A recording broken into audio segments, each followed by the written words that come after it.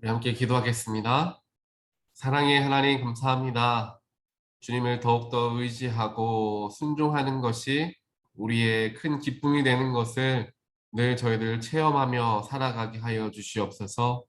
주께서 나에게 주신 것을 나도 주님께 다 드림을 통하여 나의 삶에 허전함을 경험하는 것보다 더욱 채워짐과 더욱 감사와 더욱 기쁨이 넘치게 되는 것을 우리가 입술로도 고백하였지만 우리의 삶으로 우리의 마음의 중심으로 또한 고백하게 되기를 간절히 소원합니다. 하나님, 우리의 삶이 이와 같이 되기를 원합니다. 주님과 함께 동행함을 통하여서 나의 삶의 주인은 주님이심을 저희들 늘 고백할 수 있도록 인도하시고, 주님이 나의 삶의 주인이시기 때문에 주인이 원하시는 것을 감당하는 삶을 살아가는 것이 우리에게 주어진 마땅한 의무라는 사실을 늘 기억하며 저희들 살아가기를 간절히 소원하오니, 하나님, 시시때때로 우리의 욕심과 자아로 인하여서 넘어지고 흔들리는 우리들의 마음을 주님 붙들어 주시고, 주님께서 원하시고 인도하시는 곳으로 나아갈 수 있는 결단함과 순종함과 주님만을 의지하는 삶을 살아가는 우리 모두가 되게 하여 주시옵소서. 그렇게 살아가기 위해서 저희들 더욱더 예배 앞으로 나아오고 말씀 가운데로 나아오고 기도의 자리에 힘쓰게 되기를 간절히 소원합니다. 저희들에게 말씀하시는 하나님의 음성과 하나님의 뜻을 성경 말씀을 통하여서 저희들 깨닫게 하시고, 기도를 통하여 확인하게 하시며 삶을 통하여 살아내게 하여 주시어서 우리의 신앙이 믿음으로부터 행함으로까지 온전하게 연결되어지는 건강한 그리스도인의 신앙의 삶이 될 수 있도록 하나님 지키시고 보호하여 주시옵소서. 이 모든 말씀 예수 그리스도 이름으로 간절히 기도드리옵나이다. 아멘. 오늘 하나님 말씀 함께 보겠습니다. 누가복음 10장 말씀인데요. 누가복음 10장 29절로 37절까지 말씀 함께 보겠습니다. 그런데 그 율법 교사는 자기를 옳게 보이고 싶어서 예수께 말하였다. 그러면 내 이웃이 누구입니까? 예수께서 대답하셨다. 어떤 사람이 예루살렘에서 여리고로 내려가다가 강도들을 만났다. 강도들이 그 옷을 벗기고 때려서 거의 죽게 된 채로 내버려 두고 갔다.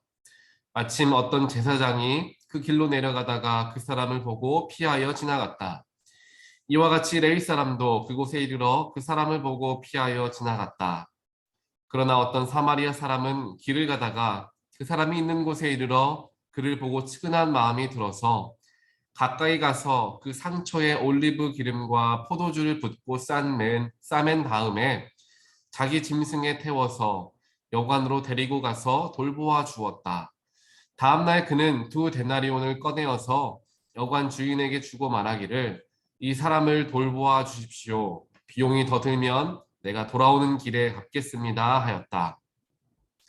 너는 이 세 사람 가운데서 누가 강도 만난 사람에게 이웃이 되어 주었다고 생각하느냐? 그가 대답하였다. 자비를 베푼 사람입니다. 예수께서 그에게 말씀하셨다. 가서 너도 이와 같이 하여라. 아멘. 오늘 우리가 정말 많이 들었던 선한 사마리아인에 대한 이야기를 우리가 함께 대하게 됩니다. 오늘 이 말씀이 시작되는 전개가 어떻게부터 시작이 되었느냐를 살펴보게 되면은, 우리가 읽었던 첫 구절에서 나오는 율법 교사에 대한 이야기가 나오는데요. 율법 교사가 자기 스스로를 옳게 보이려고 예수님께 질문을 했는데, 그 질문이 무엇이었느냐? 이웃이 누구입니까? 라는 질문이었습니다. 그런데 이 질문 이전에 이미 예수님과 이 율법학자는 대화를 나누고 있었어요. 어떤 대화를 나누고 있었느냐? 오늘 읽지는 않았지만요. 25절부터 나옵니다. 예수님을 시험하여서 이야기하죠. 선생님, 내가 무엇을 해야 영생을 하겠습니까? 라고 먼저 율법교사가 예수님을 시험하기 위해서 물어봅니다. 그러니까 예수님께서 물어보시죠. 율법에는 뭐라고 적혀 있고 너는 어떻게 읽고 있느냐라고 물어보시니까 율법교사가 이제 당당하게 나는 알고 있습니다 라고 하면서 대답을 하는 것이 성경에 나와 있는 대로, 신명기에 나와 있는 대로 이야기를 하죠. 내 마음을 다하고 내 목숨을 다하고 내 힘을 다하고 내 뜻을 다하여 주 너의 하나님을 사랑하라. 그리고 내 이웃을 내 몸과 같이 사랑하라 라고 하였습니다 라고 이야기를 했다라는 대답을 한 것이죠. 그러면서 이제 예수님이 그 대답을 듣고 그러면은 그렇게 살아라. 그러면 영생을 얻을 수 있다라고 이야기를 하시니까 그제서야 한 번 더 물어보는 것이 내 이웃을 내 몸과 같이 사랑하라라고 하였는데 내 이웃이 누구입니까? 라고 물어보는 율법 교사의 모습에 질문에 대답을 비유를 들어서 대답을 해주시는 게 바로 이 선한 사마리아인에 대한 이야기였다라는 것입니다. 이 율법 교사의 마음의 중심을 예수님께서는 꿰뚫어 보고 계셨습니다. 즉 이웃은 누구입니까? 이웃을 내 몸과 같이 사랑하라고 하였는데 이웃은 누구입니까? 라고 질문을 던졌을 때에 이 율법 교사의 마음속에 내 이웃은 이러이러한 사람들이 내 이웃이다 라는 것을 이미 마음속에 가지고 있었습니다. 그 상황에서 예수님께 한 번 더 물어본 것이죠. 그 마음의 중심을 꿰뚫어 보신 예수님께서 이 율법학자가 가지고 있는 이 이웃이라는 개념이 굉장히 한정적인 개념, 굉장히 자기가 생각하고 있는 자기만이 가지고 있는 생각으로서 만들어진 이웃이라는 개념이다라는 것을 알게 해주시기 위해서 이 선한 사마리아인에 대한 이야기를 하였다라는 것입니다. 선한 사마리아인 얘기들을 우리가 다 한번 같이 읽기도 했지만 결국에 강도에 만나서 죽을 지경이 된 유대인을 살려준 사람은 제사장도 아니었고 레위인도 아니었으며 바로 사마리아인이었다라는 것을 보게 됩니다. 사마리아인은 우리가 다들 잘 아시는 것처럼 유대인들에게 굉장히 천대받고 멸시받는 사람들이 사마리아인들이었다라는 것을 잘 아실 거예요. 이제 유대인들은 남유다, 북이스라엘과 남유다로 나누어졌을 때 남유다 쪽에 살고 있었던 사람들이 이제 유대인들이 되고 북이스라엘 쪽 사람들이 이제 사마리아인이 되는데 북이스라엘 사람들이 굉장히 우상을 많이 섬겼고 마지막까지 타락하여서 먼저 멸망을 하였고 이 모든 것들을 다들 잘 아실 것입니다. 그렇기 때문에 유대인들은 사마리아인들을 굉장히 멸시하고 천시했다라는 것이 신약 전체에 나와 있는 배경 속에서 우리는 발견을 하게 되죠. 그래서 사람들이 그 사마리아인들이 사는 곳을 돌아서 갔을 정도로 굉장히 유대인들은 사마리아인들을 멸시하는 사람들이었다라는 것을 보게 되는 것이죠. 그런데 정작 죽어가던 유대인의 생명을 살려준 것은 동족인 유대인이 아니라 사마리아인이었다라는 것을 보게 되면서 이것이 굉장히 우리에게도 생각을 해볼 수 있는 부분이 아닐까라는 묵상점을 오늘 말씀을 통해서 우리는 발견을 할 수 있습니다. 이제 예수님께서 우리에게도 동일하게 물어보시는 거예요. 너희가 생각하는 이웃은 누구이냐? 라고 우리에게 물어보십니다. 우리의 이웃은 누구입니까? 우리가 늘 섬기고 우리가 늘 마음 쓰는 사람들은 어떠한 사람들입니까? 우리가 생각해 보았을 때 나와 친한 사람들, 내가 섬겨주고 그 사람이 필요하였을 때 시간을 들이고 물질을 들여서 내가 도울 수 있는 그런 깊은 관계에 있는 분들은 주로 나와 비슷한 삶을 살아가는 분들이라고 하시거나 혹은 오랫동안 나와 함께 교제를 해왔다든지 혹은 나와 비슷한 생각을 가지고 있는 사람들 혹은 우리 속회분들도 될 수 있겠죠. 우리 교회 안에서는 그런 분들하고 서로가 우리가 같이 여러 가지 도움을 주고 도움을 받으면서 살아갑니다. 하지만 예수님께서 오늘 이 말씀을 우리에게 허락하신 이유는 우리가 익숙하게 이웃이다라고 생각하는 사람들보다 더 그 개념과 그 범위를 더욱 넓힐 수 있어야 한다라는 것을 우리에게 말씀하고 계시다라는 것입니다. 우리가 생각하는 이웃, 내가 섬기고 싶어 하는 그런 마음들, 그러한 대상만을 놓고 우리가 한계를 정해서 우리가 섬기는 것이 아니라 비록 우리의 마음에 들지 않는다 할지라도 비록 나와 생각이 다르다 할지라도 비록 나를 원수와 같이 여겼던, 나를 멸시하였던 사람이다 할지라도 우리는 그를 사랑으로 살필 수 있어야 된다, 보살필 수 있어야 한다라는 것이 오늘 말씀에 나오고 있는 핵심의 말씀이 되는 것입니다. 예수님께서 하신 것이 결국 예수님의 삶을 통하여 하셨던 것이 바로 이와 같은 일이었습니다. 예수님은 아무런 죄가 없었던 분이셨지만 가장 큰 죄를 범죄함을 저질렀던 인간들의 죄를 용서해 주시기 위해서 자신의 모든 것을 다 바치셨고 그를 통하여 우리 인간들에게 영생을 허락하여 주셨습니다. 하나님의 눈으로 보았을 때에는 죄 가운데 빠져 있는 인간들은 하나님과 원수가 된 관계이다라고 성경은 표현을 하고 있습니다. 그 원수가 된 관계를 직접 해결하기 위하여서 인간의 몸을 오시고 이 땅 가운데 오신 분이 바로 예수 그리스도이시다라는 것이죠. 그 예수님의 희생과 그 예수님의 낮아짐과 섬김으로 말미암아 우리는 구원을 얻었다라는 것을 기억했을 때, 오늘 예수님께서 이 율법학자가 영생을 어떻게 얻을 수 있습니까? 라는 질문이 결국 예수님의 삶과 같은 선상에 놓여져 있는 이야기이기 때문에 예수님은 선한 사마리아인의 얘기를 이제 이야기했다라는 것입니다.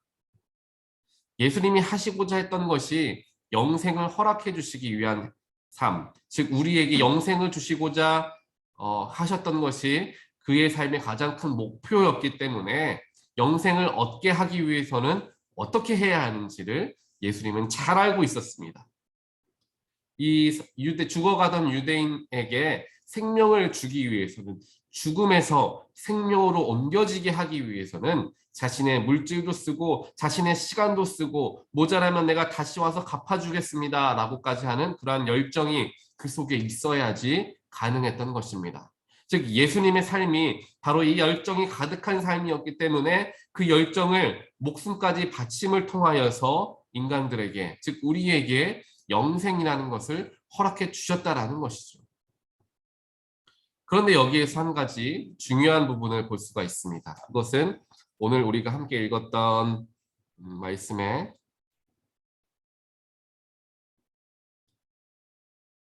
33절에 나와 있는데요. 33절을 보니까 사마리아 사람이 길을 가다가 강도 만나서 죽어가는 사람을 보고 측은한 마음이 들었다. 성경은 이야기합니다. 측은한 마음이 들었다. 이 측은한 마음이 든다라는 것이 굉장히 어찌 보면 중요한 단어가 될 수 있습니다. 측은히 여기는 것. 누군가를 사랑하고 누군가를 섬기고 정말 고생하고 힘든 가운데 있는 자들을 위해서 나의 것을 내어줄 수 있는 마음이 들기 위해서는 우리가 먼저 그를 측은하게 여기는 마음이 있어야 한다라는 것을 우리는 보게 된다는 것이죠. 근데 이 측은하게 여긴다라는 것이 부정적인 의미로서 측은하게 여긴다, 불쌍하게 여긴다라는 것이 어찌 보면 좀 부정적인 의미를 담고 있기도 하잖아요. 한국적으로 표현했을 때에는. 그렇지만 이것은 부정적인 의미라기보다는 내 마음속에 그를 긍휼히 여기는 마음이 있다라고 해석하는 것이 조금 더 우리에게 정서에 맞을 것입니다. 즉 누군가가 힘들어하고 있고 고생하는 사람을 보면서 내 마음에 안타까움이 있는 거예요. 그를 긍휼하게 여기기를 원하는 그런 마음이 우리 속에서 생겨나기 시작해야지 우리가 그를 직접 도울 수가 있다라는 말입니다. 긍휼하게 여기는 마음, 안타깝게 여기는 마음이 없으면 아무리 불쌍한 사람들이, 고생하는 사람들이, 죽어가는 사람들이 내 눈앞에 펼쳐져 있어도 우리는 그들에게 손 한 번 내밀 수가 없게 됩니다. 내 마음속에 안타까운 마음이 들어야 한다는 것이죠.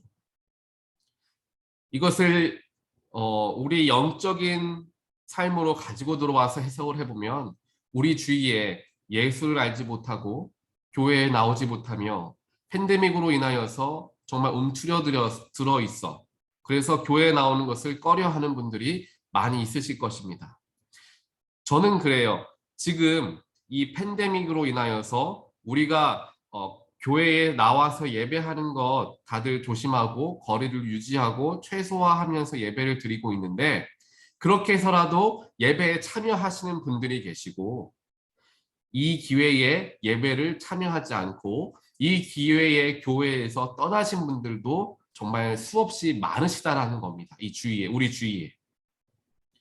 평소부터 신앙생활을 꾸준히 해오셨고 주일 성수하는 것, 예배 드리는 것을 익숙하게 해오셨던 분들은 지금 이 팬데믹의 시기에도 거리 유지를 하면서 예배에 참여하고자 하는 마음들이 계시지만 신앙생활을 오래 하지 못하셨거나 교회의 마음이 떠나셨거나 혹은 주일 성수를 하고 예배에 참여하는 것을 습관화하지 못하셨던 분들은 이 기회에 그냥 교회를 좀 쉬지라는 생각, 이 기회에 교회 가지 말고 그냥 온라인으로 예배 드릴 수 있으니까 이제 그렇게 예배해야 되겠다라고 생각하는 분들, 즉 교회를 떠난, 교회의 테두리에서 떠나신 분들이 굉장히 많을 거라는 것입니다.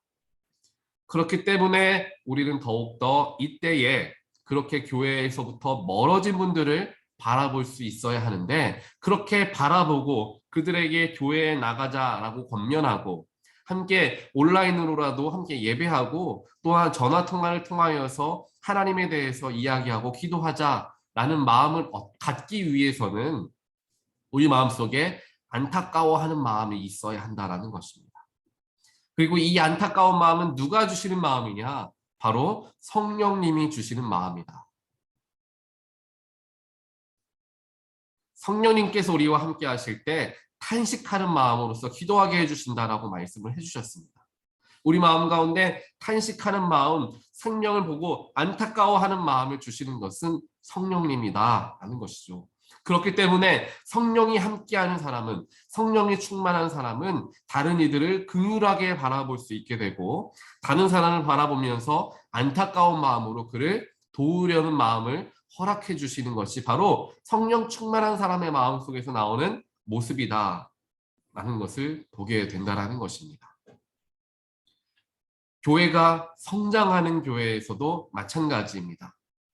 교회가 성장하지 못함을 보면서 안타까워하는 성도들과 안타까워하는 사람들이 모여서 우리가 우리 교회를 위해서 더욱 기도하자라는 마음으로 나아갔을 때 그 교회가 영적으로 부흥하는 것을 보게 됩니다. 교회 안에서 여러 사역들이 있는데 그 여러 사역들 중에 힘을 온전하게 받지 못하고 사역을 온전하게 펼치지 못하는 그러한 부서를 바라보면서 안타까워하는 마음들이 드는 분들이 그 부서에 함께 협력하여서 그 부서를 섬기게 될 때 그 부서가 살아나는 것을 우리는 보게 됩니다. 결국에 우리 마음속에 안타까운 마음이 있느냐 없느냐에 따라서 우리의 삶의 자세가 달라진다라는 것입니다. 우리 마음속에 꺼져가는 생명을 바라보면서 또한 주님으로부터 멀어져 있는 사람들을 바라보면서 또한 세상의 약자와 또한 소외받는 사람들을 바라보면서 우리 안에 안타까운 마음이 먼저 생겨나게 되기를 주님의 이름으로 간절히 소원합니다. 우리 교회가 또한 그런 안타까움을 가진 교회가 되길 원합니다. 세상을 향하여 죽어가는 영혼을 향하여 그들을 바라보았을 때 안타깝고 정말 긍휼한 마음들, 치근한 마음이 들었을 때 우리는 그들에게 나아갈 수 있게 되기 때문입니다. 우리의 시간을 써서라도 오늘 사마리아인처럼 자신의 시간을 써서라도 자신의 물질을 써서라도 안타까우니까 도와주고 싶은 마음이 그 속에서 생겨나게 된다는 것입니다. 이것이 예수님께서 말씀하시는 진정한 영생을 얻는 길이라는 것을 오늘 말씀을 통하여서 우리에게 보여주고 계시다라는 것입니다. 온전한 영생의 길로 나아가기 위해서는 내 이웃을 내 몸과 같이 사랑해야 하는데 그것이 바로 여기에 담겨져 있는 안타까움, 치근한 마음을 가졌을 때 가능해지게 되고 그 치근한 마음, 안타까운 마음을 갖기 위해서는 성령께서 함께 하시는 삶을 살아갈 때 그것이 가능해진다라는 것을 우리 함께 기억하는 오늘 말씀 묵상의 시간이 되기를 원합니다. 또 그렇게 하기 위해서, 즉 그렇다면 성령 충만하기 위해서 여러 가지 방법들을 우리가 생각을 해볼 수 있겠지만 그런 부분들을 우리가 차차 조금씩 더 알아가는 시간을 갖도록 하고요. 오늘 하루를 살아가는 동안 하나님 내 마음 가운데 안타까워하는 마음, 치근한 마음을 허락하여 주시옵소서 라는 마음을 가지고 오늘 하루를 살아가길 원합니다.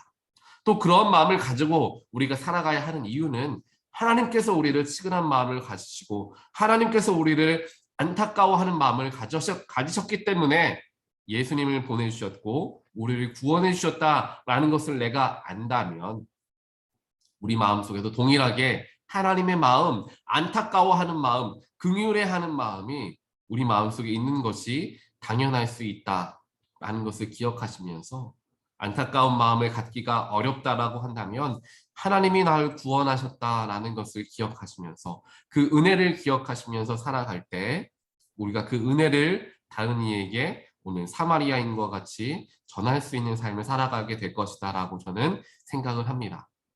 오늘 하루를 살아가시는 동안 내 마음속에 긍휼한 마음을 허락하여 주시옵소서. 하나님께 기도하는 가운데 사마리아인과 같이 다른 이를 위해서 정말 나의 마음을 쓰고 나의 시간을 쓸 수 있는 우리 모든 분들 되시기를 주님의 이름으로 간절히 소원하고 또한 축원드립니다. 함께 기도하겠습니다. 하나님 감사합니다. 내 이웃을 내 몸과 같이 사랑하라 라는 것이 때로는 정말 불가능한 일처럼 느껴질 때도 있습니다. 어떻게 내 몸처럼 이웃을 사랑할 수 있을까? 라는 생각을 할 때가 있습니다.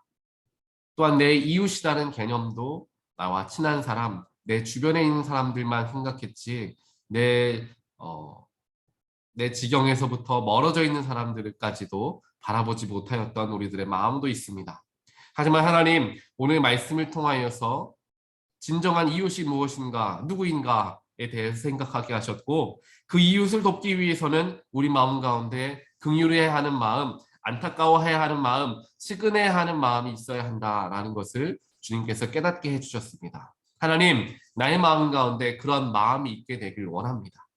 내 마음속에 긍휼히 여기는 마음, 정말 안타까워하는 마음, 죽어가는 생명을 위해 바라보면서 정말 어떻게 하나, 정말 그 사람을 어떻게 하면 살릴 수 있을까라는 안타까워하는 마음이 우리 안에 있게 되기를 간절히 소원합니다.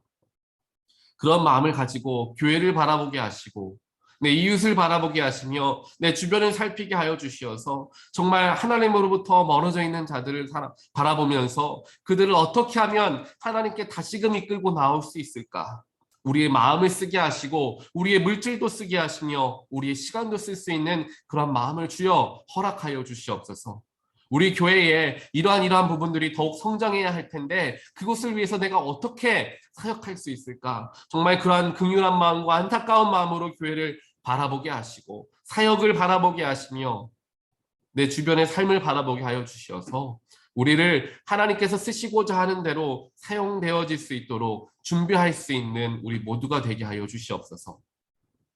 예수님께서 태어나신 대강절의 절기를 보내는 우리에게 예수님은 우리의 소망이 되어주시고 기쁨으로 오셨으며 이 땅에 오신 이유는 죽을 수밖에 없는 우리들을 살려주시기 위해서 그 살려주시기 위해서는 직접 자신의 몸을 버릴 수밖에 없었던 그 삶을 살기 위해 이 땅에 오신 예수님을 저희들 기억하며 그 예수님 때문에 얻게 된 영생을 가지고 살아가는 우리들이 예수님의 마음을 품고 다른 이들에게도 영생을 전할 수 있는 삶을 살아갈 수 있도록 하나님 인도하시고 축복하시며 우리들의 마음을 더욱더 열게 하여 주시옵소서.